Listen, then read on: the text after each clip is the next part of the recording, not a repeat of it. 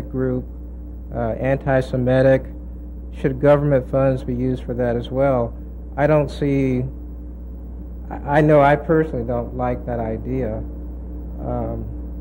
Art is a great thing, but is it true that we can say anything that people want to portray in art should be used or funded by public funds? Is that really justifiable? I would have to say that's one of the best questions I've ever heard, and you must have had a good teacher somewhere along the line. I had him in class several years ago. But I think the point that you make is a very good one, and I don't recall that we ever discussed that in class, but it's a very important one to make. It's not, in my judgment, censorship for the government to simply say we're not going to publicly support the encouragement of racism, the encouragement of fascism, the encouragement of bigotry.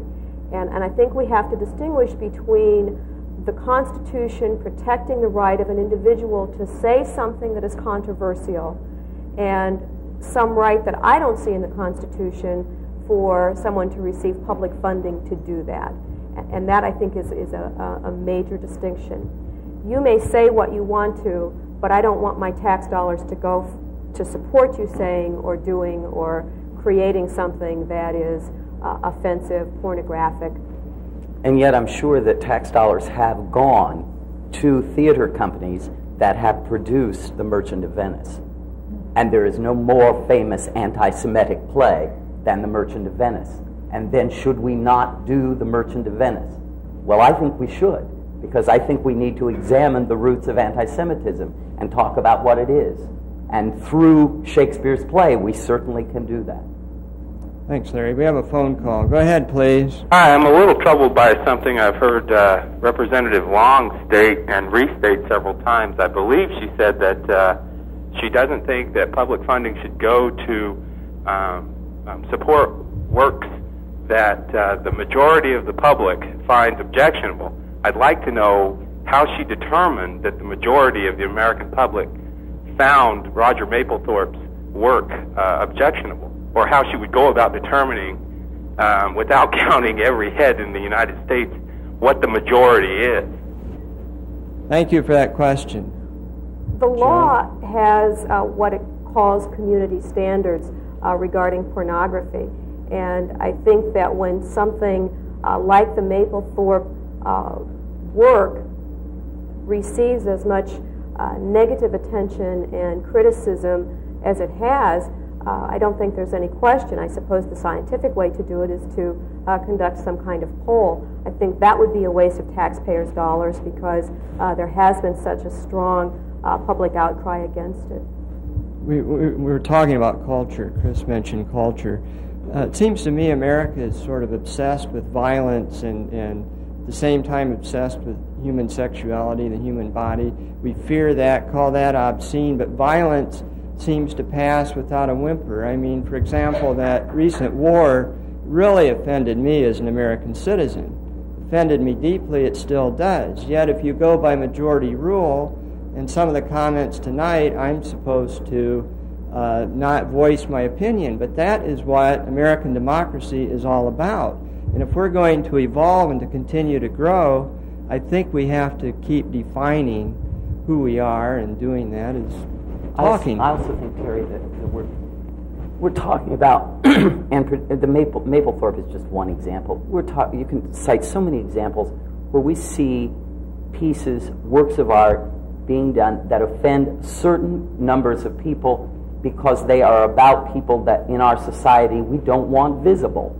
We don't want to know about the homeless in this country. That's an ugly issue. We don't want to talk about it. We don't want to talk about the mentally ill. We don't want to talk about homosexuals. We don't want to admit that our friends might be gay. We don't want that to happen in this country, so we sweep it under the carpet. And that is why we get people who are irate on these issues of Mapplethorpe. What was so wrong? It's homoerotic art. Okay. Thanks. We have another phone call. Go ahead, please. Yes, I think that Mr. Life does not say Can you about... speak up, please? Yes. I think that Mr. Life forgets to mention that Mapplethorpe exhibit also had children, obscene pictures of children. And I think that's what a lot of people objected to. Thank you.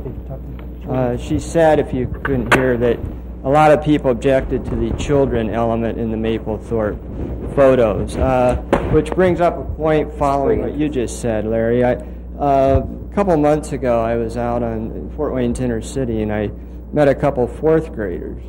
And these fourth graders had just this week, had seen 17 dirty drug syringes in their backyard. The house next door to them is a drug house. And I'm thinking, how can they possibly be offended by these photos when the life they live is obscene? You know, I mean, that's the kind of thing, Jill, that concerns me, and I think that Larry stated very also. eloquently. Also, in response, Terry, to the lady's question, I have the book that has all of the photos of the Mapplethorpe exhibit in it. And interestingly enough, there are none of those children doing anything to themselves. They are relatively charming photos. The children's issue was something that was brought up to really kind of cover up the main issue. And all of the children that were photographed, he photographed with the permission of their parents. In fact, the parents asked him to photograph them. Yeah. They happen to be nude. Yeah, and they're no more suggestive than bearskin rug photos. Right. They really are. I would take exception to your assessment of those photographs, but the issue is not just Mapplethorpe's work. In my judgment, the issue is that we have to distinguish between censorship. You can perform whatever you want to perform. You can create whatever you want to create, express yourself, and so forth. But we will be restrictive in what we use public funds to do. And I see that as just a major distinction. But I'd also like to make the point, actually I think there are a couple of points to be made here. It's very important that we can have opportunities like this where we do have freedom of expression, where people with such differing points of view on this particular issue have an opportunity to be heard, because this, I think, it benefits a community extensively. But the other point is, we have seen so much coverage in the press, by the media, of the controversial works of art funded by the NEA in 20-some years. In 95,000 works that have been funded, 36 of them have been determined controversial. We can do better than that, but that would indicate to me that there is a real sense of responsibility, and has been over the years, in administering the program, and there has been a lot of good done. And I think, Chris, you've been active in some of the programs here that involve classical music teaching to elementary and junior high school students. I can't think of, many people who are concerned about pornography and the influence of art or works of art on young people, I would think they would have to feel a sense of relief that their tax dollars are going to support that kind of exposure to music, as opposed to some of the pop music that we hear on top 40 radio stations. I appreciate the plug. It's true that we are involved in a lot of educational programs, arts programs. We even have an anti-drug program. Mm-hmm. What I was saying a few minutes ago about the drug program is something that we're trying to tackle head on. It's a 6th grade program. If I could, I'd like to go back to your question about violence, though.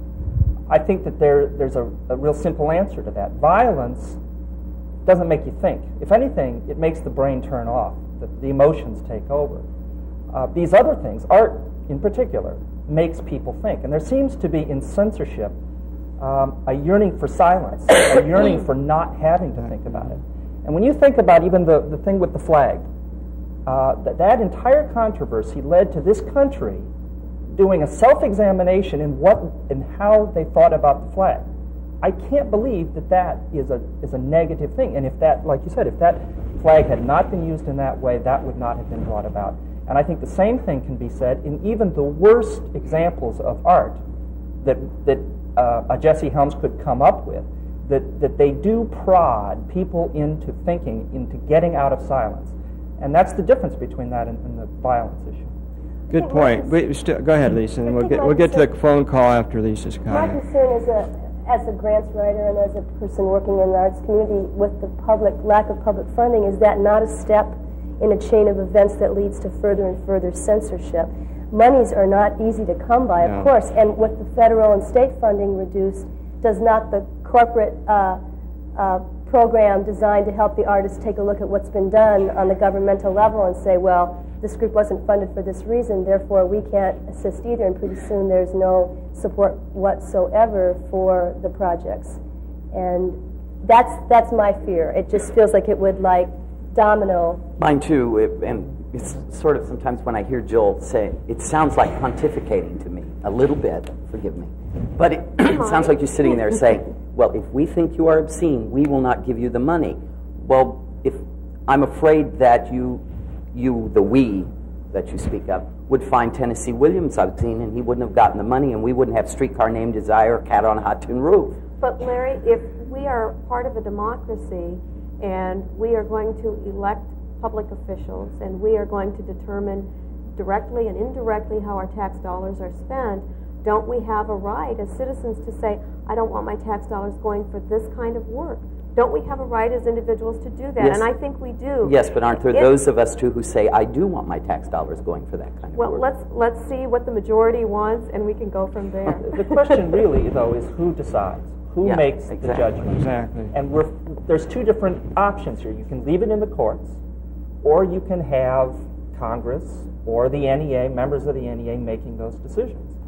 And I think what we're saying is that we don't trust, don't take this personally, we don't trust Congress or the NEA to make those decisions, because these things are very relative, depending upon who you're talking to. By law, obscenity is only to be determined by a certain set of conditions that have now been put into the NEA's authorization, as I understand it, to be finally adjudicated by the courts, and that's where it should belong. There is no other area where the censorship issue relative to obscenity is not determined finally by a court of law. Why should this be any different? But I don't think it's going to be left in the courts, Chris. Yeah, we have a phone call. I'm going to try. They've been waiting a long time. You still there? Yes. Thank you for waiting. Go ahead, please. I just wondered, Mapplethorpe's dead. Who put together the Mapplethorpe exhibition, and who received the money for the exhibition? That I've never seen that answered anywhere. Thank you. Did you hear the question? Go ahead. I know that in part, who put the exhibit together, I do not know. But I know that each museum, I know it was shown in Chicago, and there was no problem. I know that each individual museum benefited from the exhibition being shown. But I cannot speak to who put it together and ultimately where all of the funds went for it. Yeah, I can't remember the name of the actual, it was a museum out east, I think it was even in Pennsylvania, that received a grant, was it Philadelphia, to put the retrospective together, which was a show showing all of his works over his life. And this was one portion of that. So that it was the museum that received the government funds. And in a way, that separated the NEA from seeing what was actually going to be included in the show, because they were simply funding a retrospective. They didn't have control over the decision-making process of which photos were in or which ones were out. My question goes back to the subject of culture in general.